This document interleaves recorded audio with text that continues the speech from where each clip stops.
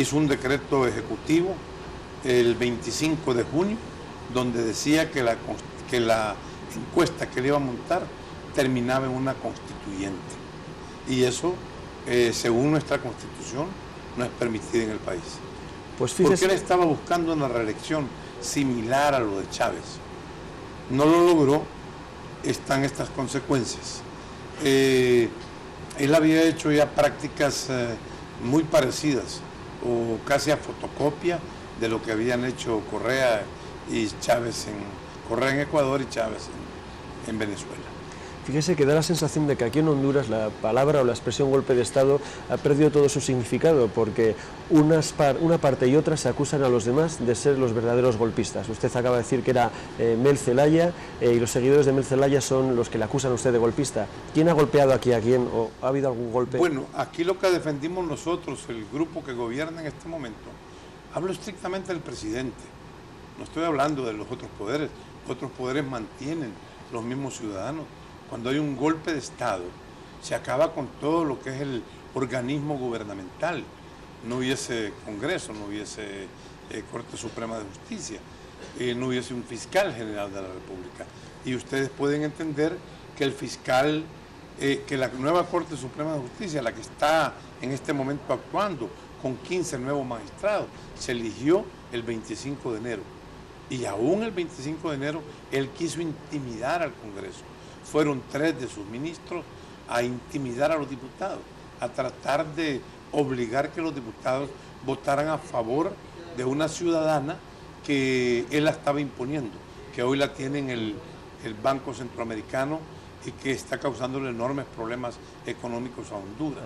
Entonces, como usted puede ver, el 60, 70, 80% de la población no quiere saber más nada de Zelaya en el país, y el 95% de la población hondureña no quiere saber de comunismo, no quiere saber mucho menos del socialismo del siglo XXI que promueve el señor Chávez. Hablando del siglo XXI, tiene usted razón que si es un golpe de Estado, es un golpe de Estado atípico. Puede ser un prototipo de golpe de Estado del siglo XXI, como dicen algunos analistas, contenido, sin peleas en la calle, sin muertos, ¿puede ser? Todavía no han podido probar que uno de los muertos que ha pasado son responsabilidad del gobierno, de la policía, o del ejército, o de centros de inteligencia del gobierno. Todavía a esta altura, 3 meses después, no han podido comprobar que nosotros hemos propiciado la muerte de un tan solo hondureño. Eso le indica a usted que hemos tratado de mantener el orden de la forma menos fuerte, menos violenta, para que podamos vivir en paz, si esa es la pretensión. ¿Por qué para Europa usted es el malo de la película? Porque no nos olvidemos que Chávez tiene muchos dólares, Chávez tiene mucho petróleo, y Chávez tiene fuertes conexiones con diferentes gobiernos de Europa. 1. 2. El mensaje no se le ha llevado a Europa como es. Como usted bien apuntaba, bueno, ¿quién es el golpe? Si son ellos, si son nosotros. ¿Por qué? Ojalá que algún día se escriba la historia antes del 28 de junio. Nos tenía atemorizados a todos los hondureños la actitud del señor Zelaya. Atemorizados, le hablo con acento sobre este tema. Teníamos miedo para dónde este señor nos llevaba. Tuvo el atrevimiento de invitar a Chávez aquí a una plaza pública para que nos insultara.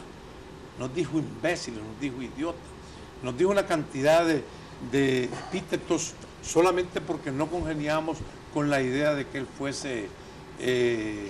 fuésemos a adherirnos al ALBA. Y así, una sucesión de cosas. Luego, cuando Correa vino, invitado también por el señor Zelaya, vino a decir aquí que teníamos nosotros la obligación, y ahí están los cassettes, ahí están en los documentos, en los archivos, nos dijo que teníamos que aceptar la nueva constituyente y una constitución diferente a la que teníamos.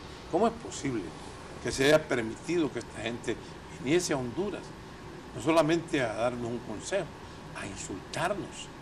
Eso y una acumulación de cosas más que nos dieron claro el entender de que este señor pretendía llevarnos al siglo XXI. Hablando de historia, los tiempos de la política son tiempos muy cortos por definición, los tiempos de la historia son mucho más largos. ¿Cómo se ve usted en la historia? Es decir, ¿cómo cree usted que va a pasar a la historia de su país, la figura de Roberto Micheletti? Yo solo fui un instrumento de la legalidad, del respeto a la Constitución y a las leyes. Yo no he sido más que un hombre que llegué aquí por una circunstancia. Yo fui candidato en la elección interna del partido y yo fui derrotado. Y yo le estaba ayudando al candidato del Partido Liberal para que él fuese ser el presidente de la República. Pero el señor Zelaya se atravesó en todo momento. Entonces, llego por casualidad, por una circunstancia, al poder de la nación. A mí me eligen presidente el Congreso Nacional, que sí nos lo permite la Constitución de la República, el día 28 por la tarde me juramentan. O sea, pasados 12, 14, 20 horas después de lo que había acontecido. Entonces, ¿y por qué yo? Simple y sencillamente porque la sucesión constitucional en nuestro país se da. Si falta el presidente, llega el vicepresidente. Pero no había vicepresidente porque el vicepresidente había renunciado. De no existir el vicepresidente, entonces le corresponde al presidente del Congreso.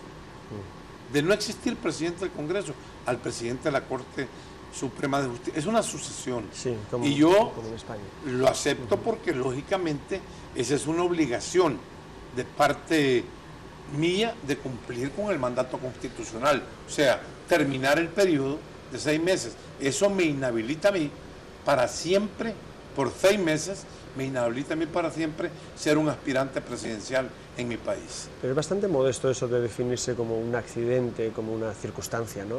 ¿De verdad quiere pasar así a la historia de su país? Yo quiero pasar a la historia de mi país un hombre respetuoso a las leyes, porque yo quiero aclararle al mundo entero, a España, a la madre patria. Si estamos hablando de corrupción permanentemente en el mundo entero, lo que yo traté de hacer es detener la corrupción que estábamos viviendo aquí en el país. No es corrupción que los ministros de él hayan ido a sacar 40 millones de lempiras del banco sin una autorización, porque el Banco Central no puede erogar dinero de esa cantidad de dinero en efectivo. ¿Será corrupción que se ocuparon 77 millones de lempiras para pagarle a un asesor para que nos dijese si la gasolina venía el jueves?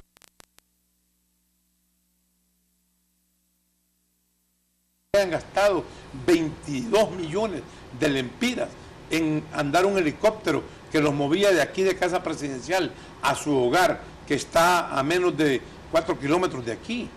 Y una cantidad de cosas que se llama corrupción. Y si usted analiza mi vida política y mi vida privada, yo jamás he estado 29 años en el Congreso Nacional y jamás a mí se me ha señalado en un tribunal de justicia por actos de corrupción o porque pertenecí a un grupo de ciudadanos que lograron objetivos con dinero del Estado. He sido un hombre luchador, mis oportunidades han sido bellas dentro de la política. Yo quiero agradecerle a mi partido y a Dios que me ha dado la oportunidad de llegar en este momento como